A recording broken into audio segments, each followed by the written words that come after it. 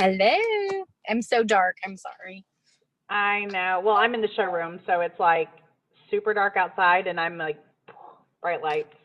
You know, it looks scary, but that's okay. Well, I'm in the car, so I can see you. I can see you. at least How are you feeling?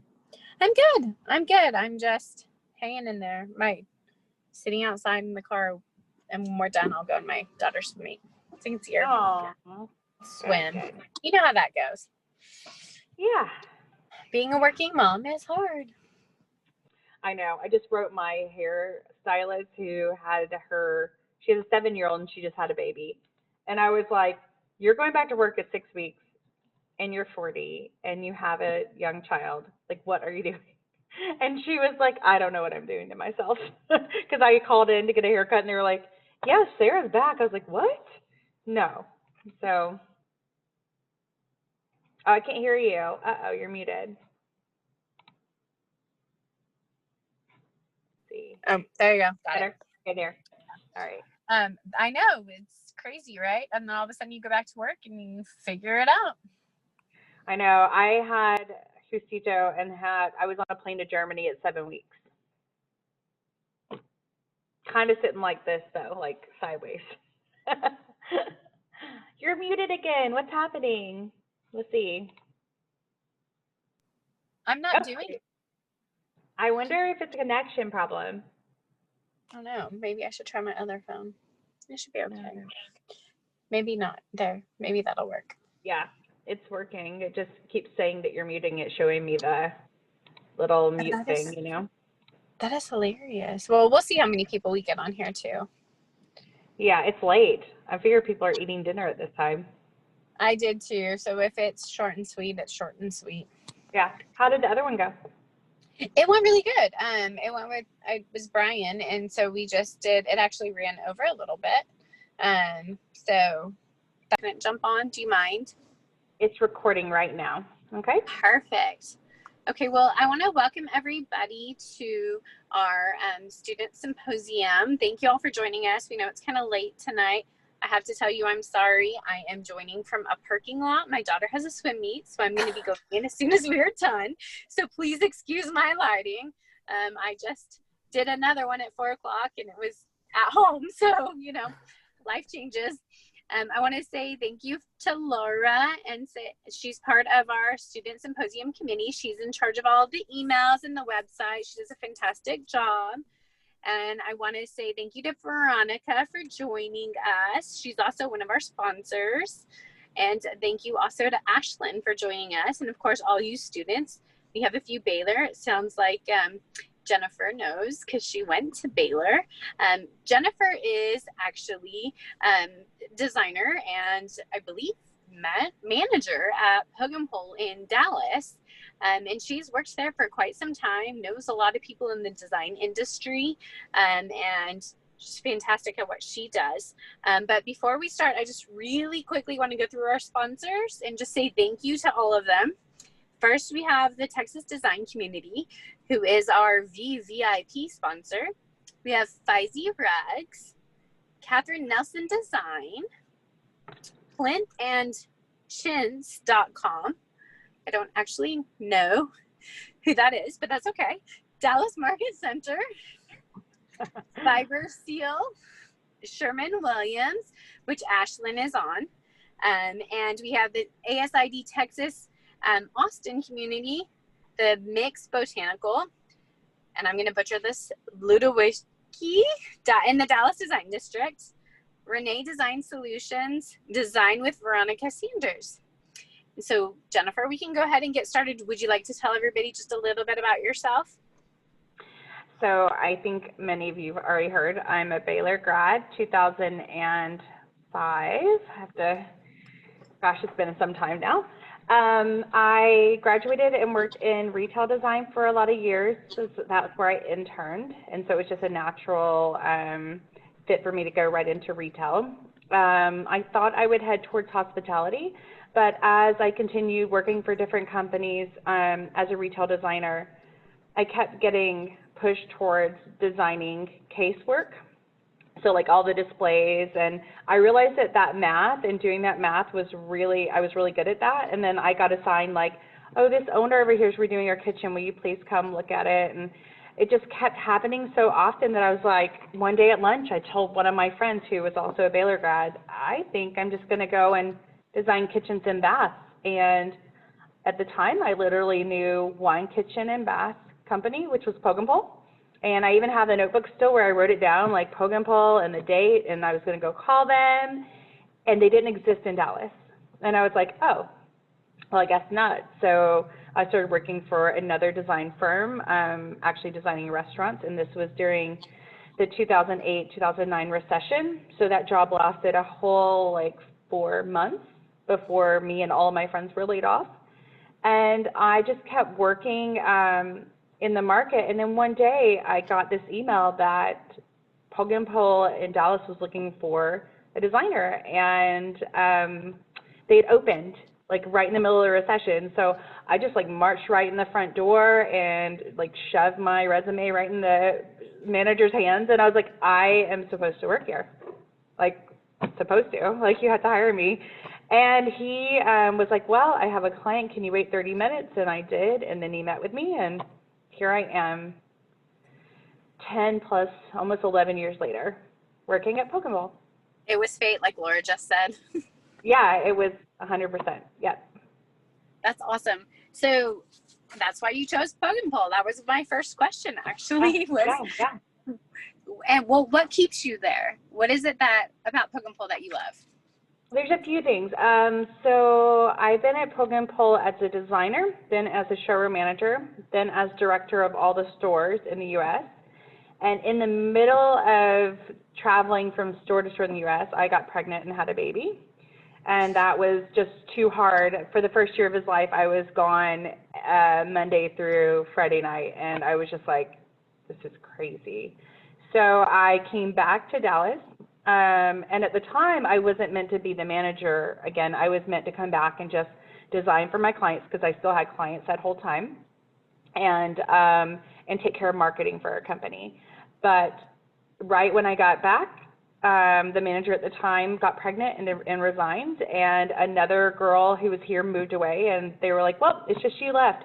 So now I am pretty much taking care of Dallas and all the design work I have here, and then I still consult with our management on marketing and training and any other little things with the rest of the company since I had that job for a while.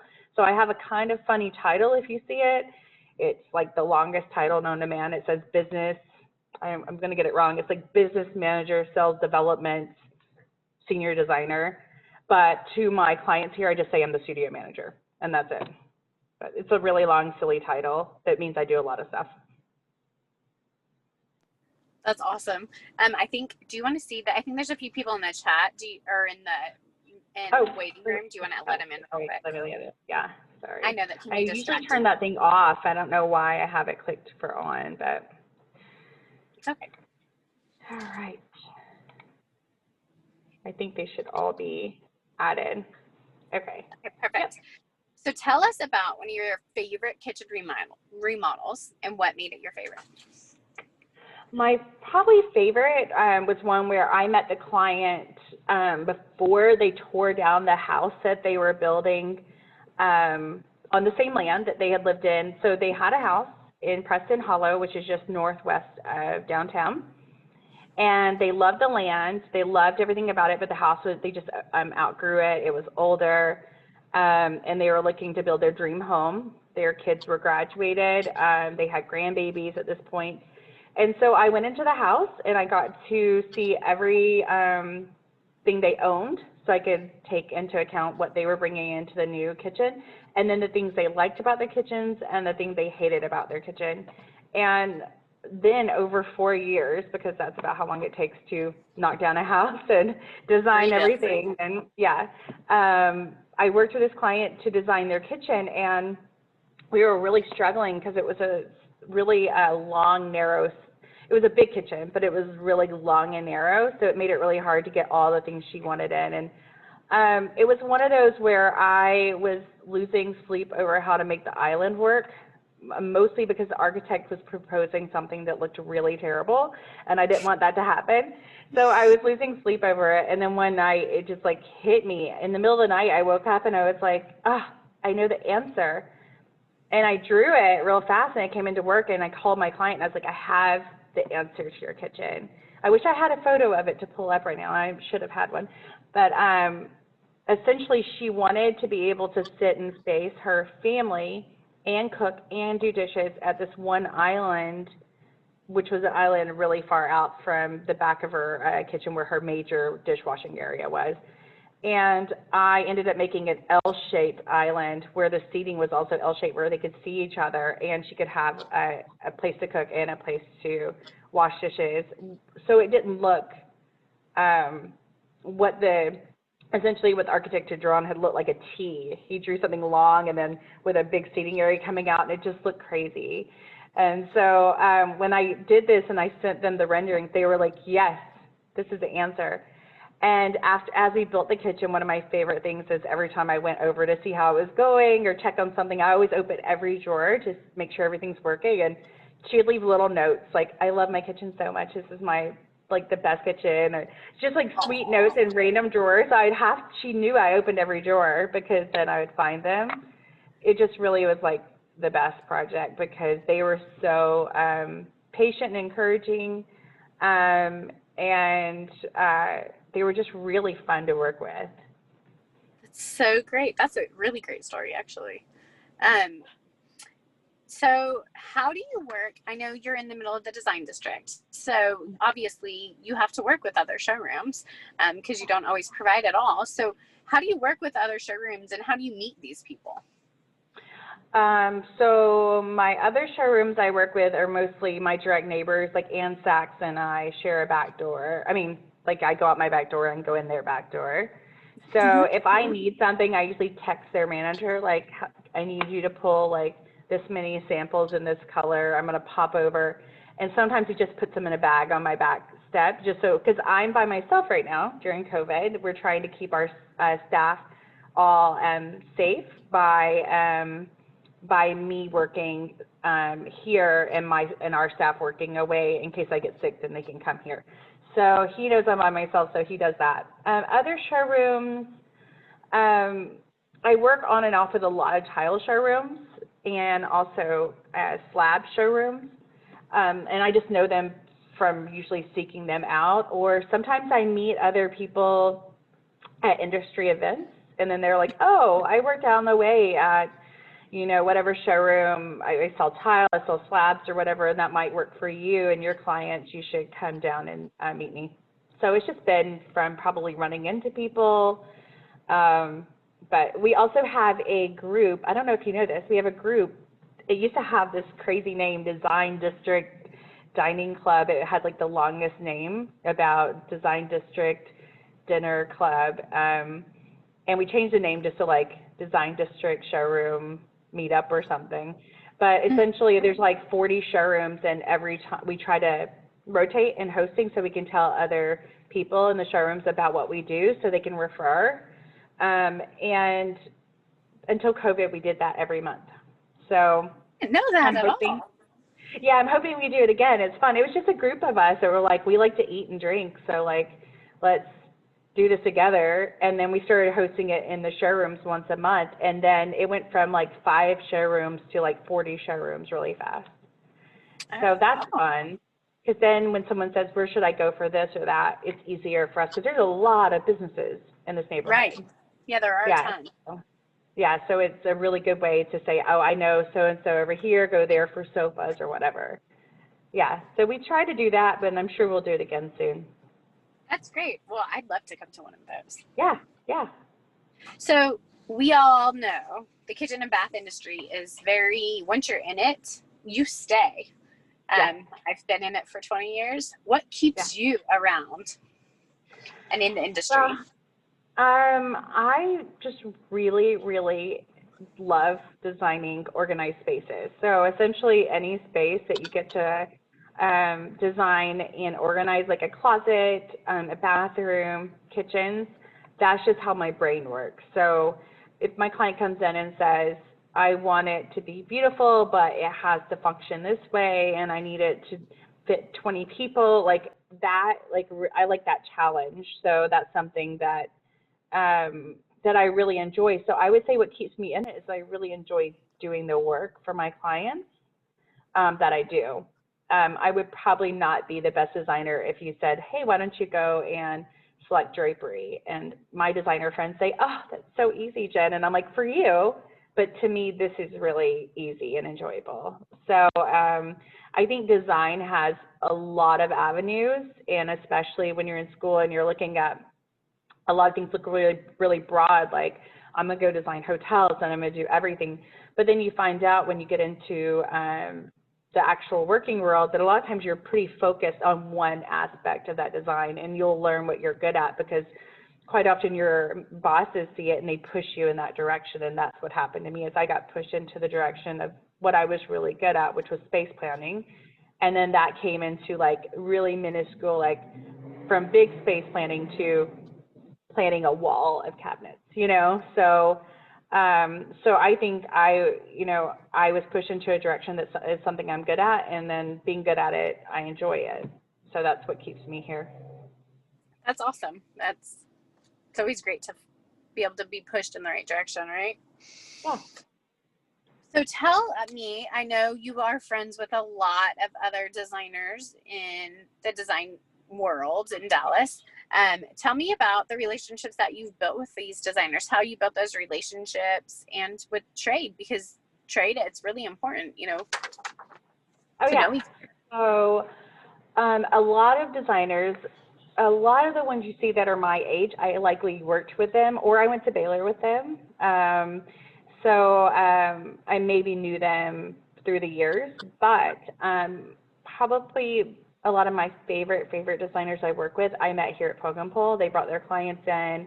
We built a relationship based on trust, because if someone brings their client to me, they're entrusting their client to me and saying, hey, Jennifer is going to help you with your kitchen. She's going to follow through on what she says. You know, if there's any issues, and there always are in design, she's going to take care of them, and she's going to give you attention. And once you build that relationship, you have to like really fulfill that. And it's easy to lose that relationship if you don't keep, you know, that trust in that with your designer, because they're really, I think they're taking a huge risk when they bring their client to you and say, spend your money here, especially the amount of money we cost. So I have a few designers that I'm very close to, because we built a relationship during projects, and they just keep bringing their clients back to me. So I feel like I kind of like work for them. I'm their kitchen designer, you know?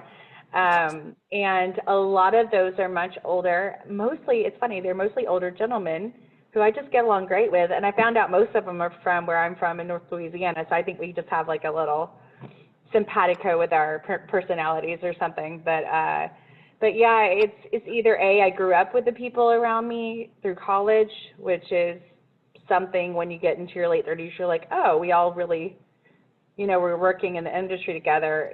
Those relationships are very important to keep those.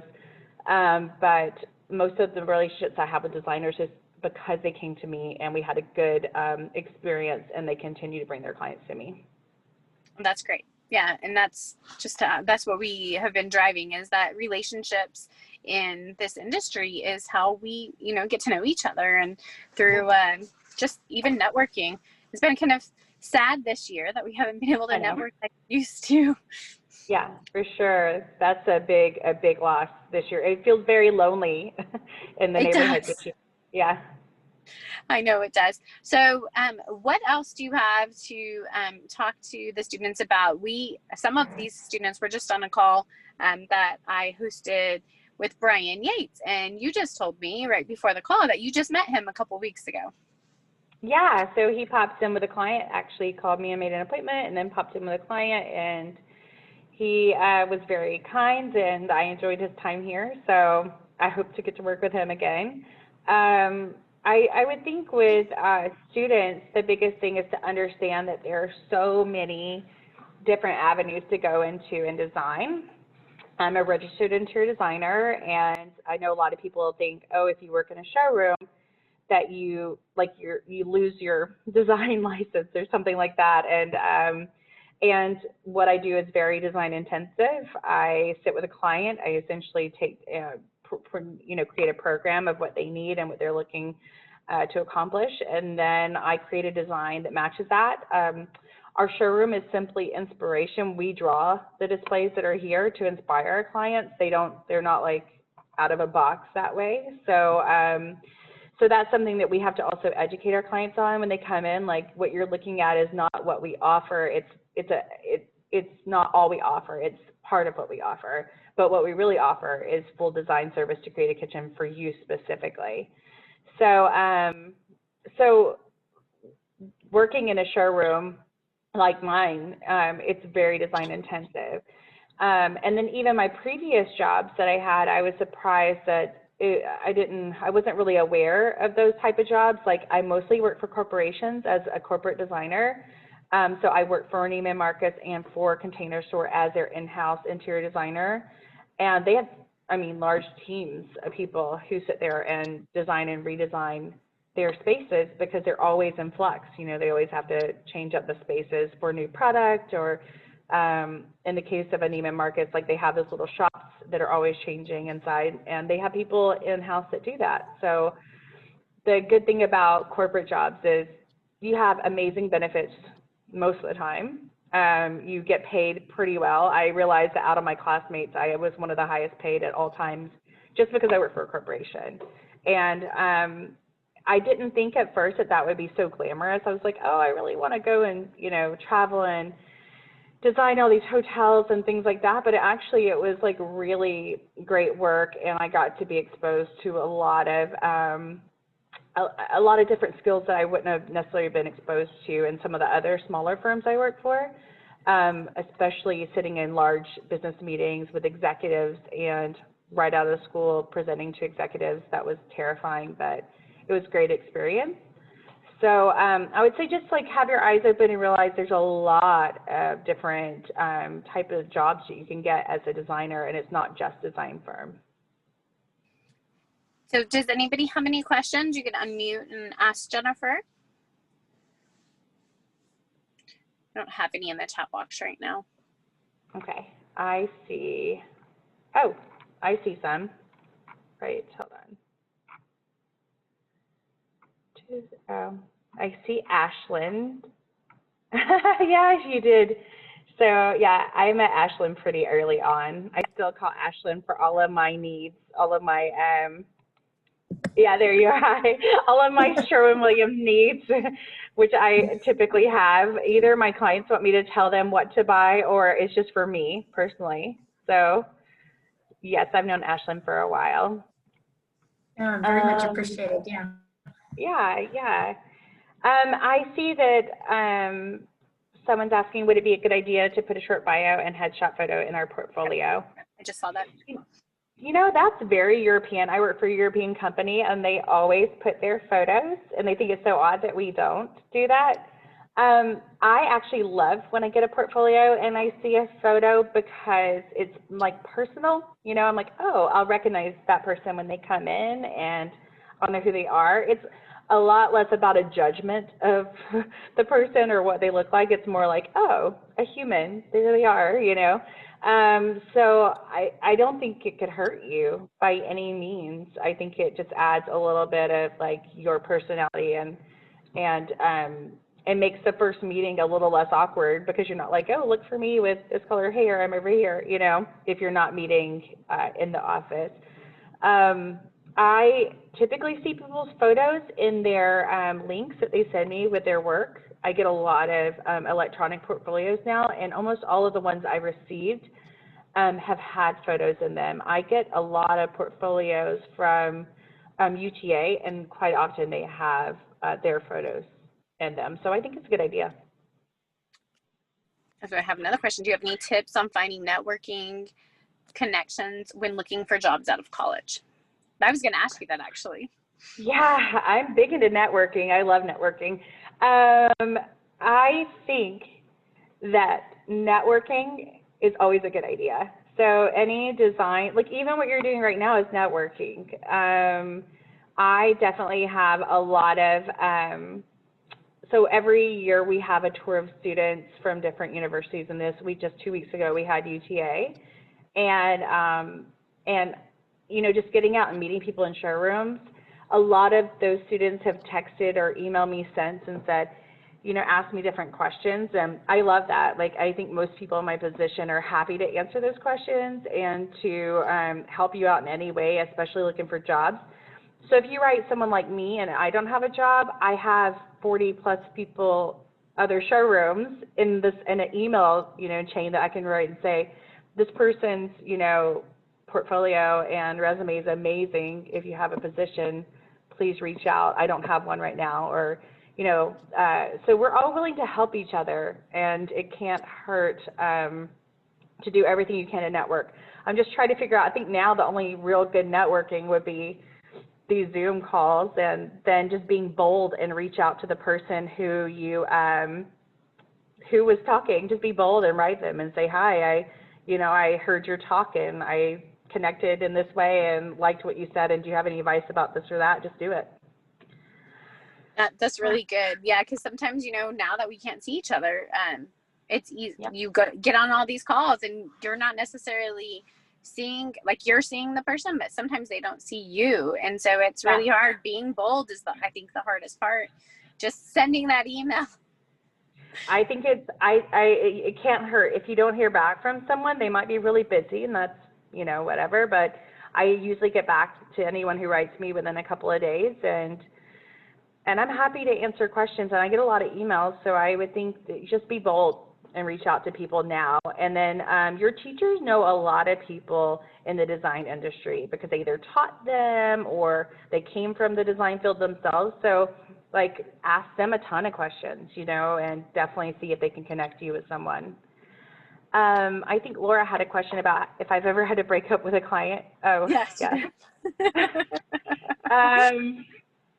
So touchy when you work in retail. So it is. I've had many a client that I knew that we weren't good for each other from the first meeting, and I usually try to encourage them to not work with me, and that's usually by being very honest about the process, how I'm going to work.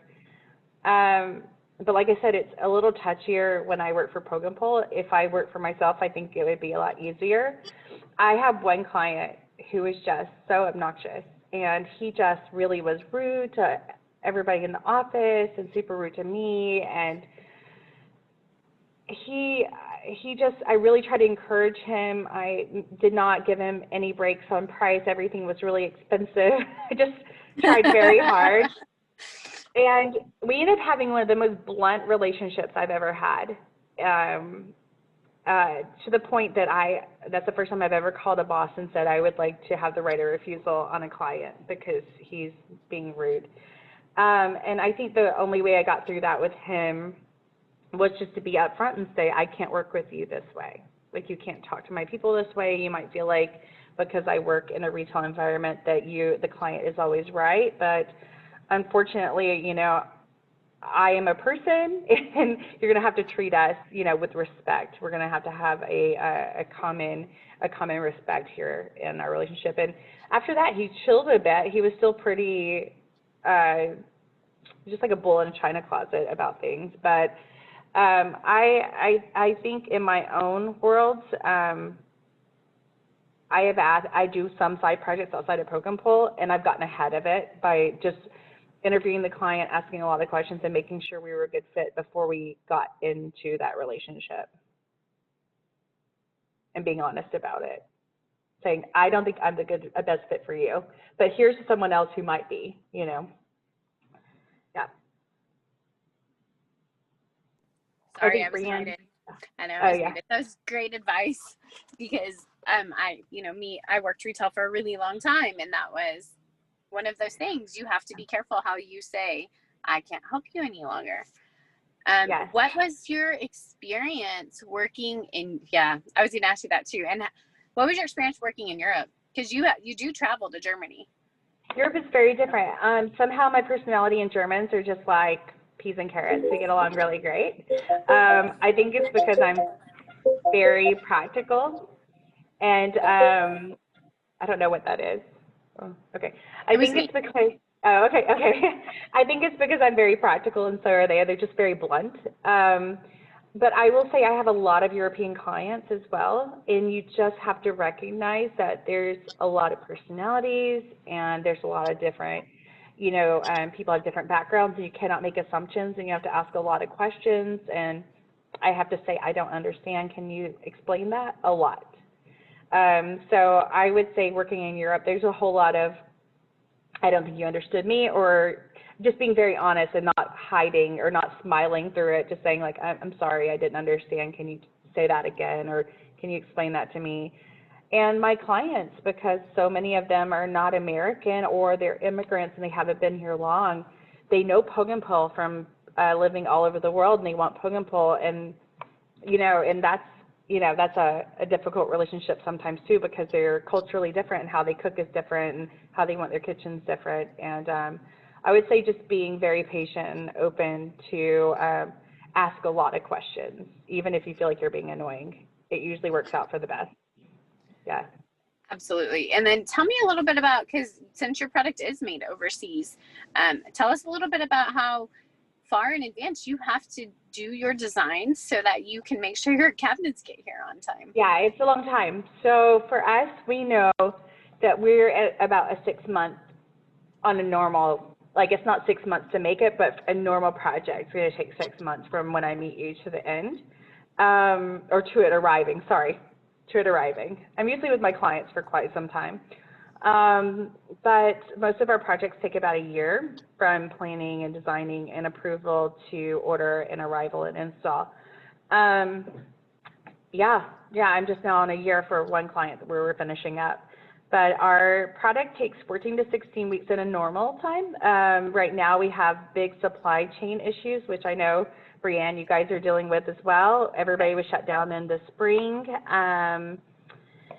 And essentially lost about a couple of months of stock. So they shipped out everything they had right when we reopened, and now they're having to catch up on production. So I got an email today that said that they're looking at 16 weeks to get the product to our factory before it starts being put together, which is insanity. Like, this just hit us, and it was hitting a lot of our partners before it hit us. So they're telling us to plan for, essentially it's almost 6 month lead time. We're used to a 4 month lead time. So this is new news to me. So I'm calling all my clients where I was like, we're fine, you're fine, you have time to plan. I'm like, no, we don't have time. Like, we got to go faster. So today I spent the day writing a lot of contracts and sending out a lot of contracts to get product ordered, because where we thought we had 2 more months, we don't have anymore. Oh no. Veronica Veronica said the same thing. She ordered something in mid-October and it's not scheduled to be delivered until December. Yeah, right now, I mean, lead times are what they are, unfortunately, as everyone has started remodeling. And yeah, tell us a little bit about that. You know, we have had a remodeling crazy boom. Tell me how you're handling that. So it's tough. It's just you. It's just me.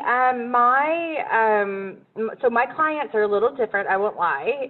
They are not as affected financially by COVID or anything, but they all don't want to spend their money during an election. I cannot wait for this to end because they'll all spend their money again, except it's just me. And because it's just me, some people have been home board and happy to start on a project they were going to start before all at once. So I feel like in the past week, I've had every client that I ever worked with before say, hey, that project that I put on hold, it's not on hold anymore. Or I decided to get a vacation home because we can't travel, you know, wherever we were going to go. So I didn't have the big boom and rush that a lot of people had. I just stayed busy, but I'm terrified of next week because this every election year, everybody waits, and the next week they're like, and go, no matter what happens. Yeah. So I don't know why they do that, but it happens every year. So yeah, it's just me. So it requires a lot of me saying, thanking my clients for their patience a whole lot, because I can only do so much in one day. So I think I start every email with, thank you for your patience, you know, and do the best I can. Yeah, absolutely.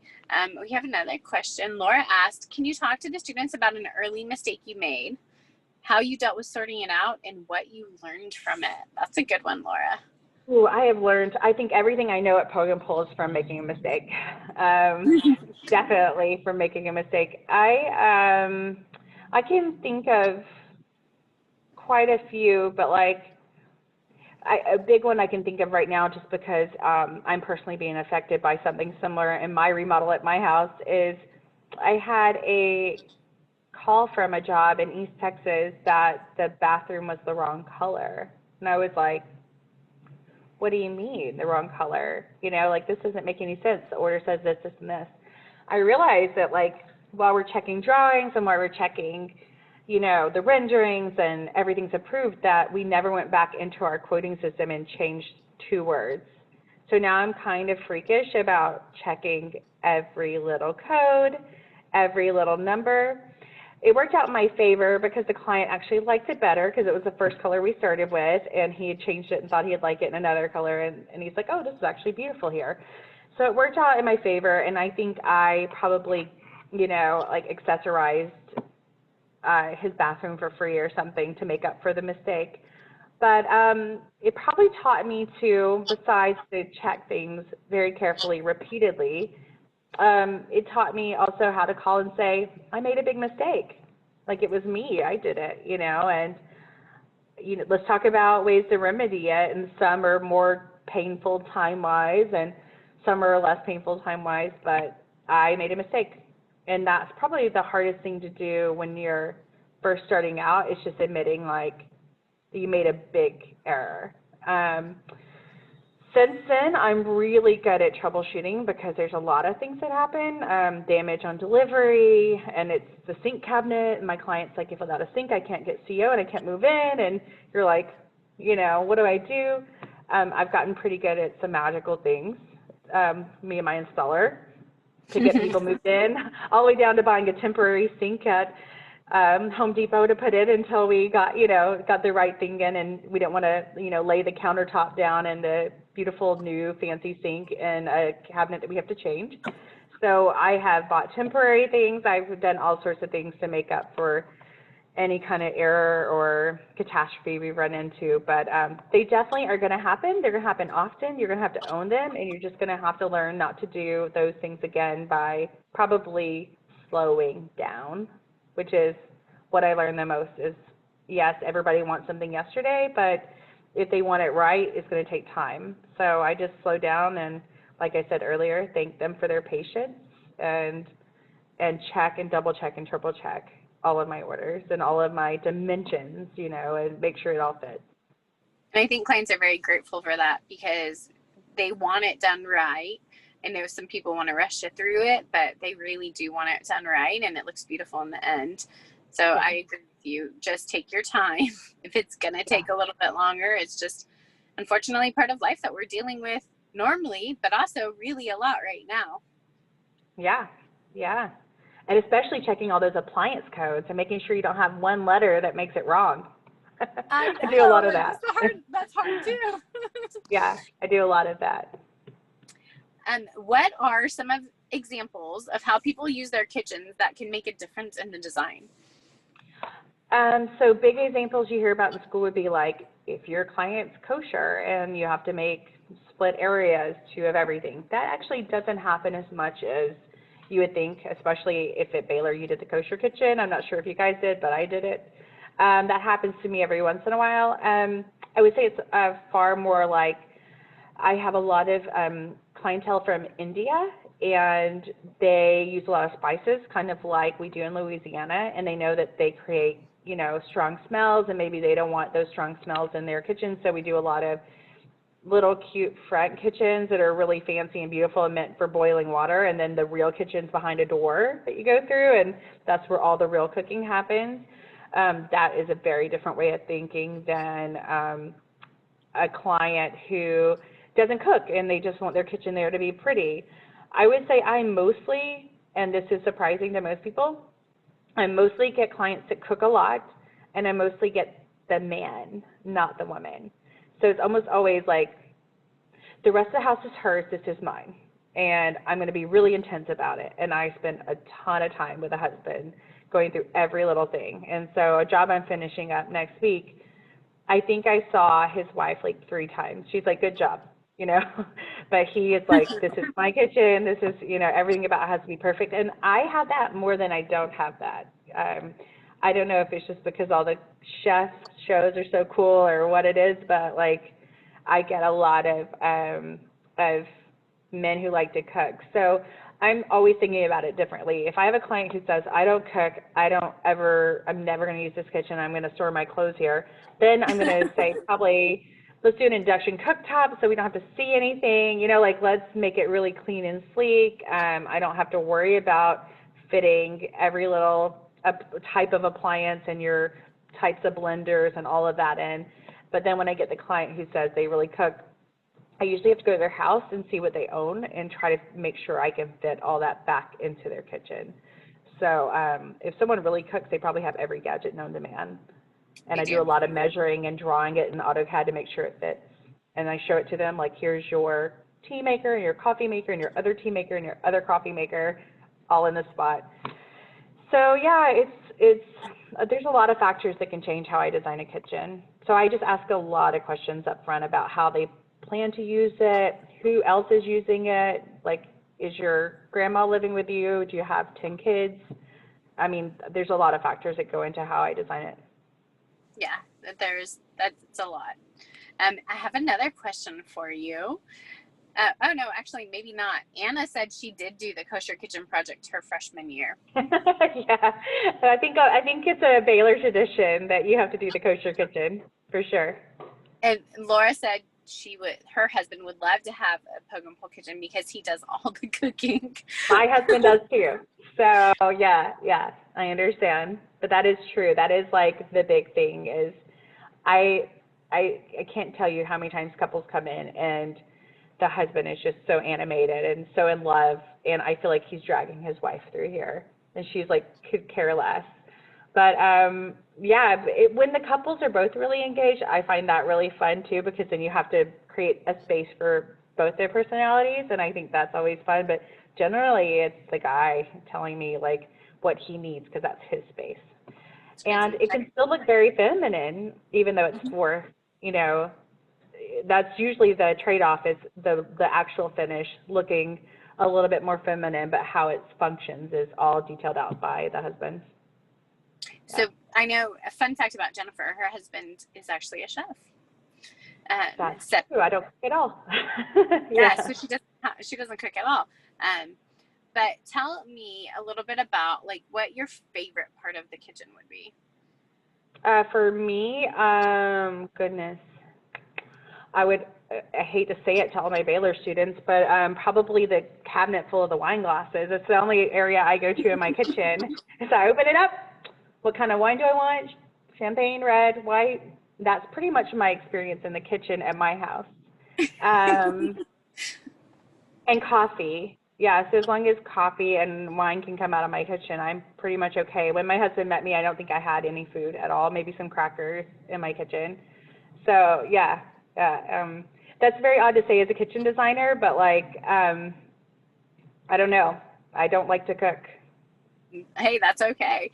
My husband does a lot of cooking too, and I have to say that's my favorite area of the kitchen as well. Yeah, like the wine glass cabinet, make sure that's organized.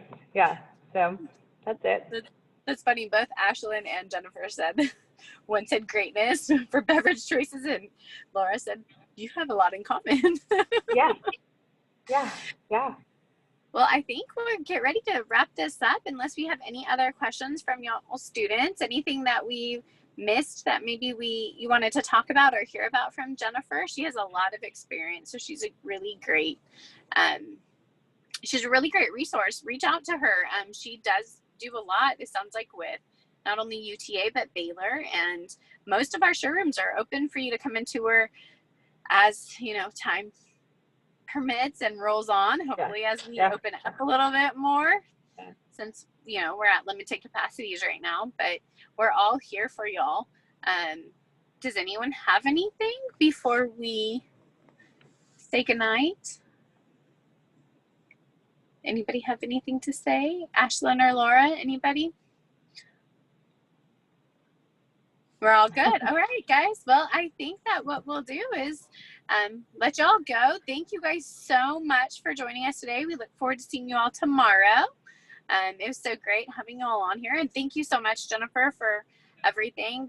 Thank you, Ashlyn and Laura, for your engaging questions. And Veronica, thank you as well. It was really great talking to y'all and seeing y'all actually in person. Thank you. You're welcome. Great meeting Good everybody. luck to you guys. That was super fun. Yeah. It's so great seeing y'all. Have a good night. Okay. Night night. Good night.